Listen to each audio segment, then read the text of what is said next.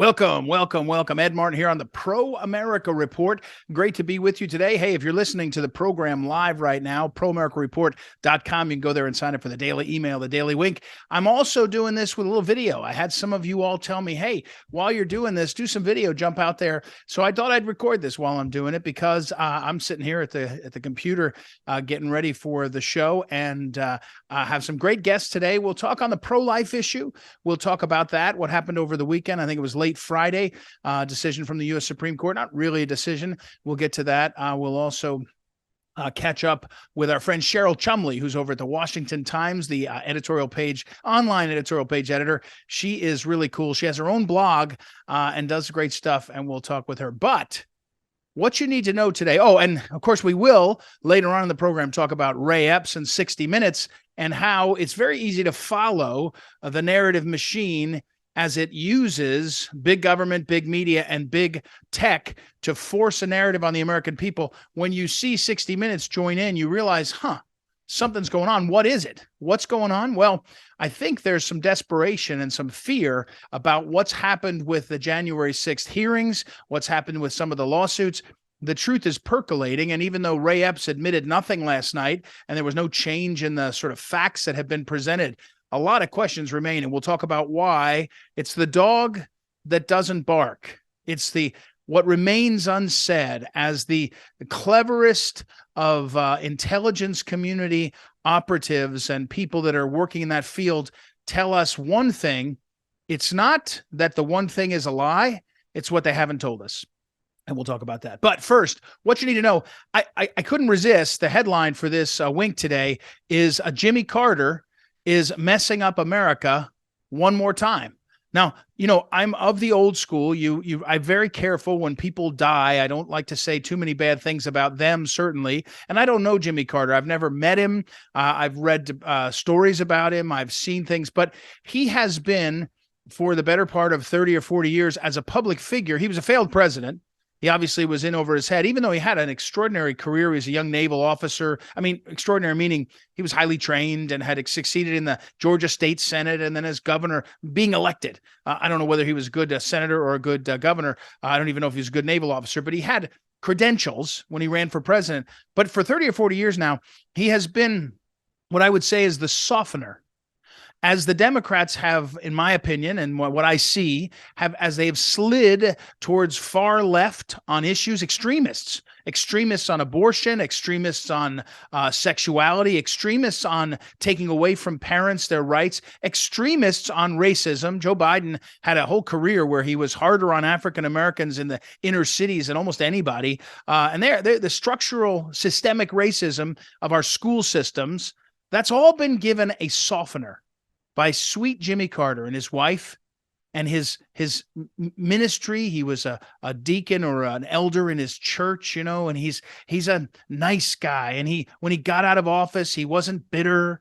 He didn't question the election. He just went off and started building houses. Habitat for Humanity was one of his great focuses. He has been the great softener of the reputation of Democrats in the face of a history of terrible racism and voter fraud and all the other things Democrats did, and to a current administration that has been as corrupt with a small c, meaning transferring wealth to winners and losers and attacking the American people with their policies as any administration could be. And Carter's done that all along. Well, he's up for one more effort to mess up America, and it's a big deal. And I'm telling you this, it's being done intentionally. There have been a round of stories about Jimmy Carter entering hospice. Okay, so he's almost 100 years old. He has been sick in the past. And about 2 months ago now, it was announced that he was going into hospice. And you say, well, that's the end of his life. How sad. And there was a series of stories. Almost the first story out there was Joe Biden bragging about the fact that Jimmy Carter asked him to speak at his funeral. But be it as it may, that was embarrassing for everybody except Joe Biden, who seems to be beyond embarrassment at this point.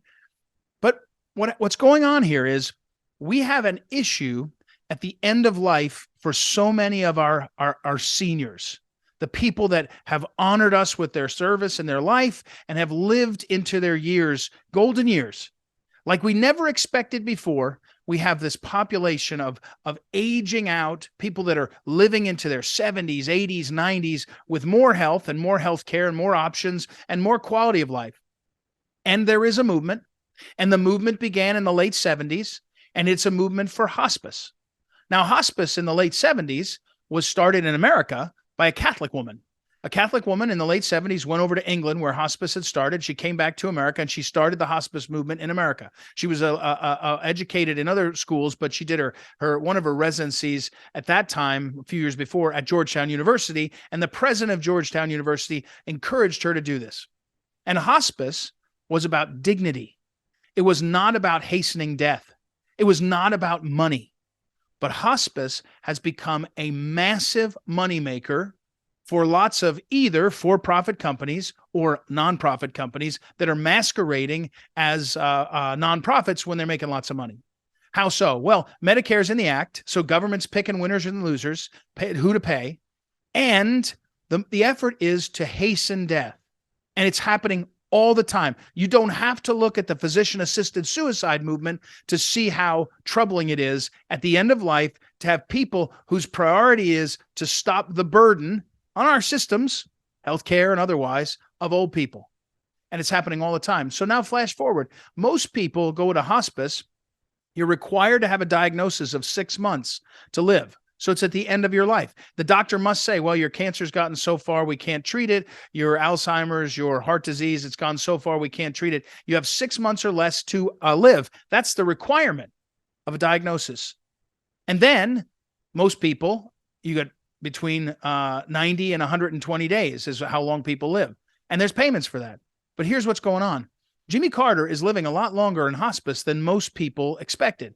And now there are glowing stories saying how wonderful hospice is and how wonderful the system is and how great it works, the current system. And the current system is hastening death far too often and getting people rich far too often. And why? It's unregulated. You at the end of a life, if someone's only going to live for 90 more days, the value of their life, according to the law and to insurance companies, is less, and therefore the liability is less, and so that you don't have to worry about it so much. Because if you lose the last 2 weeks of your life, it's cut short by hastening death. It's hard to have a civil complaint against someone for that. What was the value? You know, what's the cost? That's what's going on. So unregulated, very profitable, and the secular values of our culture are overriding. But here's what I want to tell you. Jimmy Carter is being used, the end of his life, to promote the hospice. Over and over the past 4 days, it has said Jimmy Carter was the real inspiration. As president, he was the one that signed the 1982 law that created hospice, except he wasn't president in 1982. He wasn't. It was Reagan. And Reagan signed it at a time where we knew, again, this Catholic woman had started hospice in America. And what she knew was we needed to take care of these people. We couldn't let these people die without dignity. We certainly shouldn't be wanting them to hasten their own death. I'm telling you right now, Jimmy Carter is being used, or maybe he's a part of it, to promote a worldview that is secular, and it is payment-driven, and it is for people to make wealth and hasten death. It is not the values of Judeo-Christians. It's not the values of just humanists. It's the values of secularism. It's the values that are overriding and what you're worth, what your utility is, and what's happening in our community. It is very, very disturbing that we have this set of factors that are happening in this country. And my wife, who's a physician who cares for seniors, that's her main focus. She actually turned to me the other day and she said, they're doing this on purpose. This is her idea. I should tell you her idea on this topic. She said, they're doing this on purpose. They're doing this on purpose to make it look like hospice is working for people, to make it look like hospice is gentle and wonderful and loving. If Jimmy Carter did it, he used to build houses.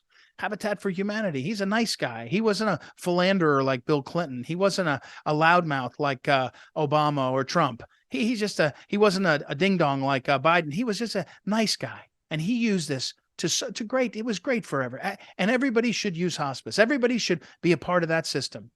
And it's, again, the values underlying it are deeply, deeply disturbing.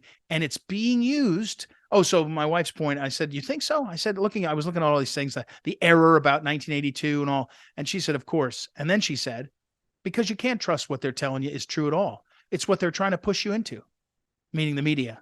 And that's right. And that's right. And so watch the stories.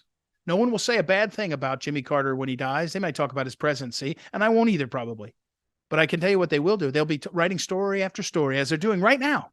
Look for it now, about how wonderful Jimmy Carter is and how hospice is working.